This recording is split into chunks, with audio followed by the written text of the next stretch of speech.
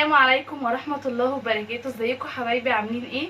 واهلا بيكم في يوميات ياسمين وبناتها. النهارده بقى زي ما عودتكم معايا كل اسبوع من اجازة ابو جوجي لازم اوريكم الاكل اللي انا بعمله والسفرة اللي بقدمها. النهارده بقى يومنا سي فود، فسفور خالص. معانا كابوريا، انا منضفاها وغسلاها بالليمون وبالخل، ومعايا جمبري برضو مقشراه. جمبري اهو مقشراه ومنضفاه. لو عايزين تعرفوا طريقه تنظيف الكابوريا والجمبري اكتبوا لي في الكومنتات وانا اقول لكم الطريقه. هنشوفوا مع بعض هنعمل ايه. تعالوا نشوفوا مع بعض على البوتاجاز هنعمل ايه. بصوا حبايبي، انا معايا الحله. جبت الحله اهي، احط فيها معلقه سمنه،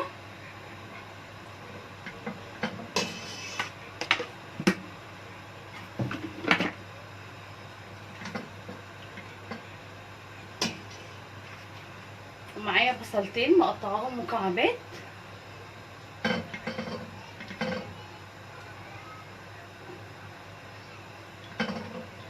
انزل بصلتين،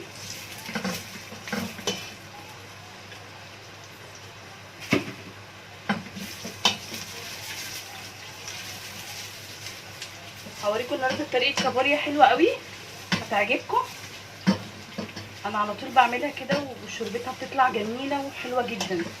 يعني في ناس كتير قوي بتسلق الكابوريا وبترمي الشوربه بتاعتها، يقول لك شوربتها مش حلوه.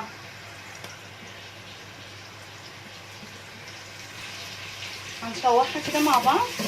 هنا في بنجر بيتسلق وحاطه البتنجانه بتتشوح، نحط معلقه ثوم على البصل.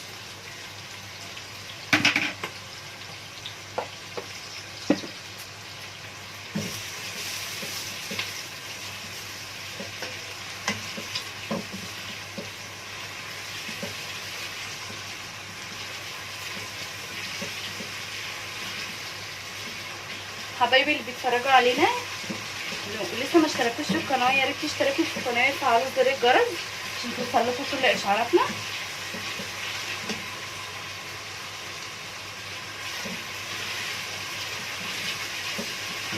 زي ما انتم شايفين كده انا شوحتها يا دوبك تدبل كده.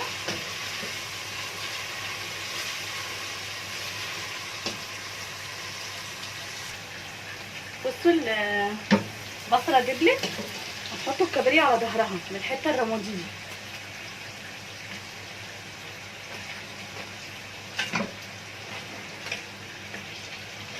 كابوريا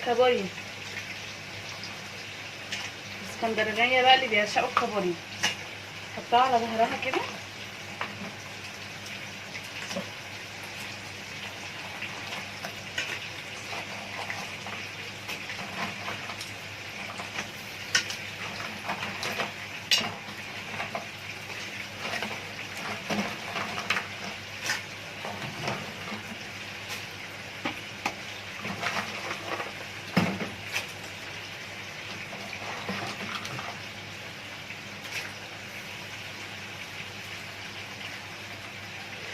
ماشي، وهغطيها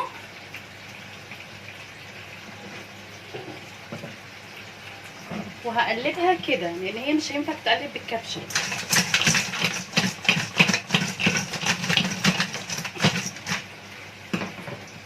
سيبها شويه نرجع لكم تاني. بصوا حبايبي، بصوا الكابوريا لونها غير ازاي، شايفين لونها عطى لون الاورنج ده اهو، شايفين.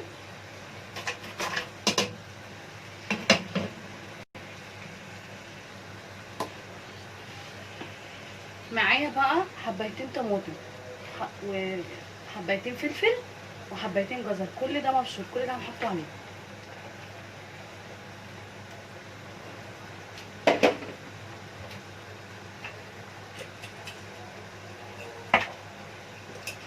معلقه كمون،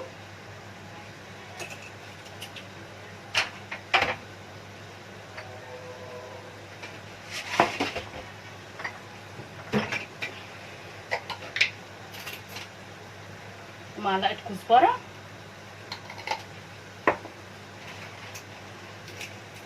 ومعلقه فلفل اسمر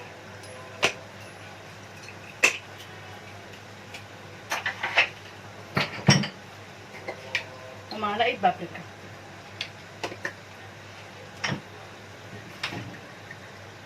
ومعلقه ملح.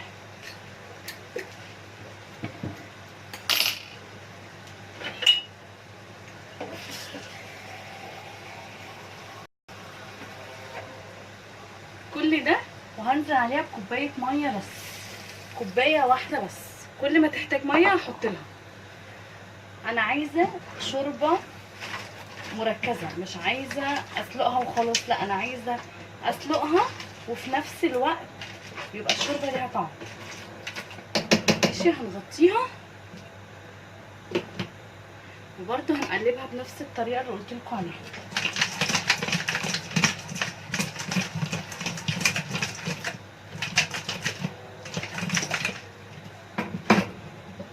وهنسيبها بقى على النار ونرجع لكم تاني. بصوا بقى، مع ما الكابوريا تتعمل هنعمله مع بعض الجمبري. بصوا انا عندي جمبري مقشراه وغسلاه بالميه والخل، حبه خل صغيرين خالص عشان ما يتهراش، وصفيته كده عشان ميته تنزل. هعمله في الصينيه زي الطاجن. تعالوا نشوف هنعمله ازاي مع بعض. بصوا انا حاطه هنا طماطمايه وبصلايه ضربهم في الكبه، ماشي، وهحط عليهم الجمبري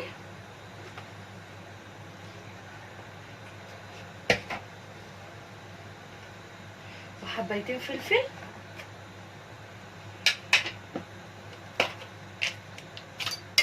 ومعلقه توم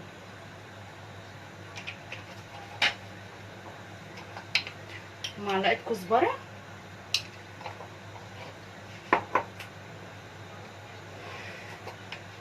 ومعلقه بابريكا وسنه شطه صغيره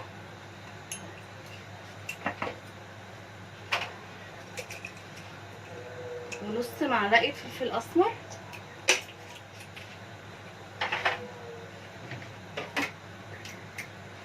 ومعلقه ملح، ماشي. ومعانا بقدونس وكرفس. ده بقدونس وكرفس مقطعاه وغسلاه، هاخد حبه منهم كده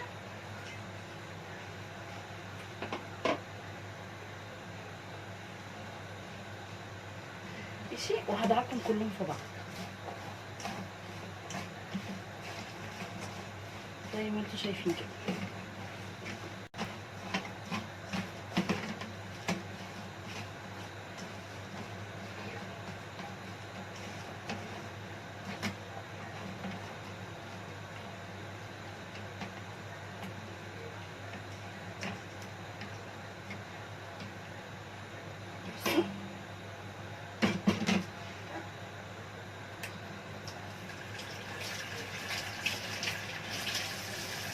سهله خالص وبسيطه. بعد ما هخلصها هحط عليها زيت،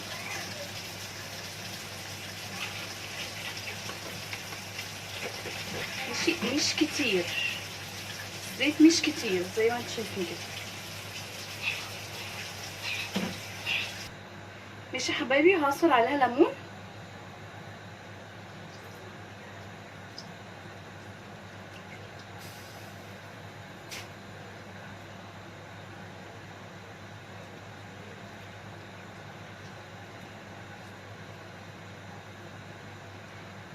وبكده خلص طاجن الجمبري. اسهل مما يمكن. هحطه في الفرن وهرجع اوريكم شكله عامل ازاي لما يطلع. بصوا يا حبايبي، هنا استوت الكابوريا.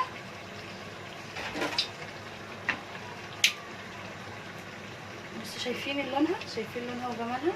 انا هنشيلها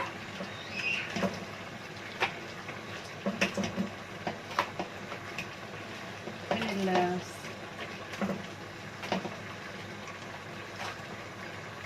الحله وهوريكم بقى هنعمل ايه مع بعض.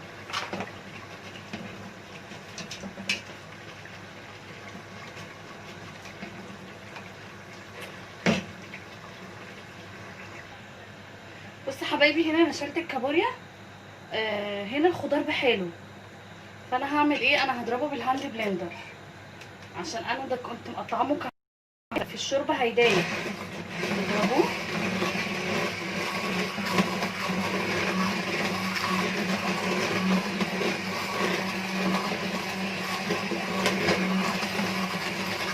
هتدوقوا حبه شوربه ومال. جربوها والله ما هتندموا.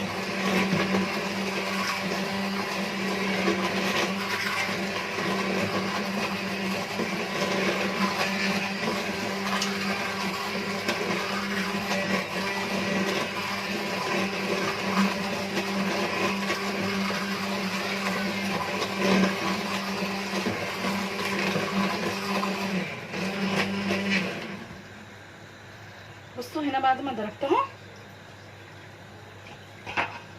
بصوا شكلها بقى عامل ازاي. هقلب لكم على الكاميرا كده. بصوا بقت تقيله. هزودها كوبايتين ميه.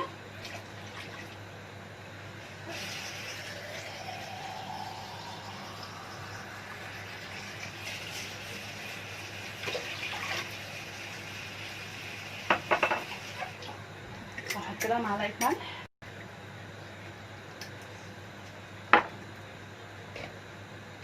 وهنا عندي كام وحده جمبري متقشرين هحطهم عليها.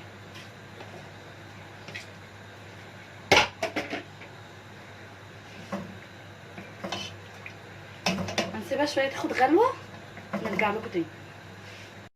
بصوا يا حبايبي هنا عندي جمبري مقشراه بس سايبه اخر قشره دي فيه. ده هقليه، هعمله بانيه عشان انا عندي جوجي ما بتاكلش الطاجن، فانا هعمله لها بانيه. فانا عملت الخلطه عشان وقتكم. دي نص كوبايه لبن، نص كوبايه دقيق، نص معلقه بصل باودر، نص معلقه توم باودر، نص معلقه كركم، نص معلقه فلفل اسمر، ومعلقه ملح، ونص معلقه كمون. وخفتها كده، شايفين سمكها عامل ازاي. وهحط فيه الجمبري ده.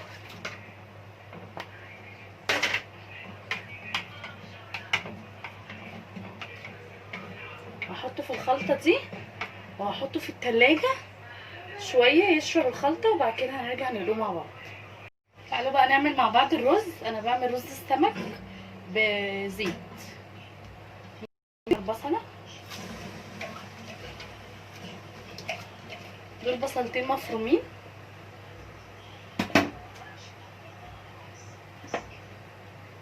احط لها معلقه ملح،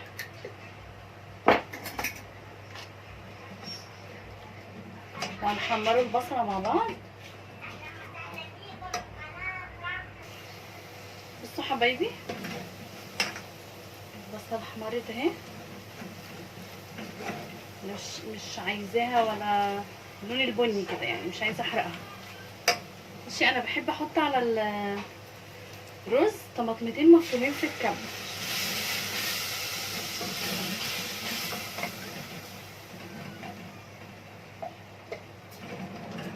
اقلبها كده شويه، تقلبتين كده، وهنزل بالرز. دول كوبايتين رز مغسولين، كوبايتين رز مغسولين.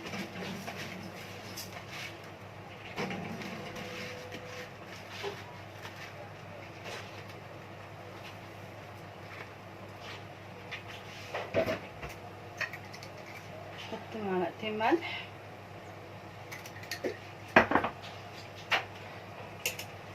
ومعلقه فلفل اسمر،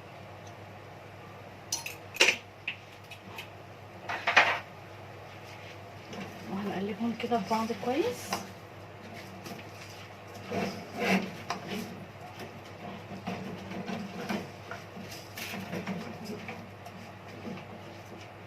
ماشي. عندي ميه مغليه في الكاتل هصبها عليها عشان الرز ما ياخدش وقت في السوا.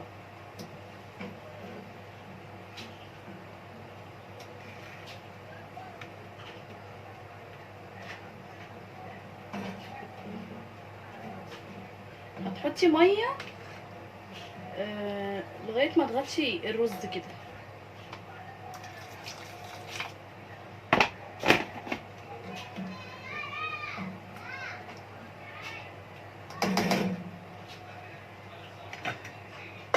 وهغطيه. اول ما يغلي هوطي عليه. بصوا يا حبايبي الرز غلى، قلبته وغطيت عليه وهسيبه يستوي. حطيت هنا طاسه على النار، هسيب الزيت يغلي كويس، يسخن كويس عشان خاطر نقله الجمبري. الكفر بتاع الجمبري نص كوبايه دقيق ونص كوبايه بقسماط ومعلقه كركم ومعلقه فلفل اسمر ومعلقه توم باودر وبصل باودر وملح وكمون. نفس البهارات اللي انا حطيتها في الخلطه هي نفس البهارات اللي هتحطيها في الكفر. هنقلبه الكفر كده، هنقلبه كل المكونات دي مع بعض. بصوا الزيت كده سخن، هنزل بقى فيه الجمبري اللي انا عملته في الكفر بتاعه.